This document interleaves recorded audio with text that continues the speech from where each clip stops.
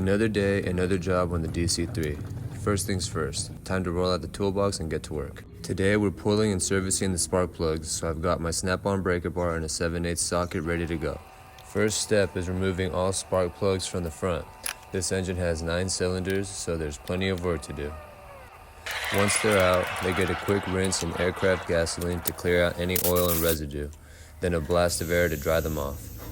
Okay, next, they go into the sandblaster. This cleans off any stubborn carbon buildup inside the plugs. Once they're looking fresh, I disconnect the air hose and move on. Now for the next step, I use a spinning brush wheel to clean up the threads. This ensures that they'll sit properly when we reinstall them. Now, after the threads are all clean, I take the air hose with the air nozzle, and a quick blast of air removes any remaining debris or sand from the plugs. Alright, got to tidy up a little bit, so rolling up the air hose before we move on to the next step. Here's the Champion Aviation spark plug gap gauge. This tool ensures that each plug is gapped to spec.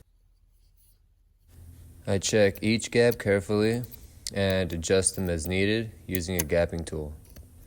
This step is crucial for proper ignition performance.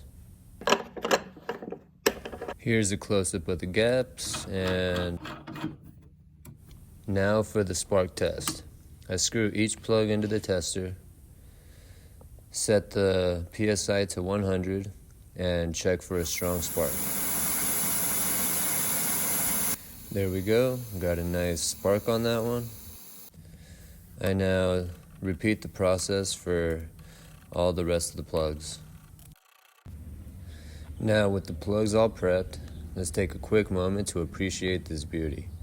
D-Day doll, a true piece of history. Next tool up, the snap-on torque wrench. Paired with a 7/8 socket, it's time to install the plugs back into the engine. Each spark plug gets torqued down to spec, starting off with the number 1 cylinder. Grabbing the 3/4 wrench for the next step. Now I reconnect the ignition lead to the spark plug. Tighten it down to secure the connection. And now I repeat the process for the rest of the leads. Moment of truth. Firing up the left engine and letting it run. After a successful start, I climb up to the wing to add fresh oil.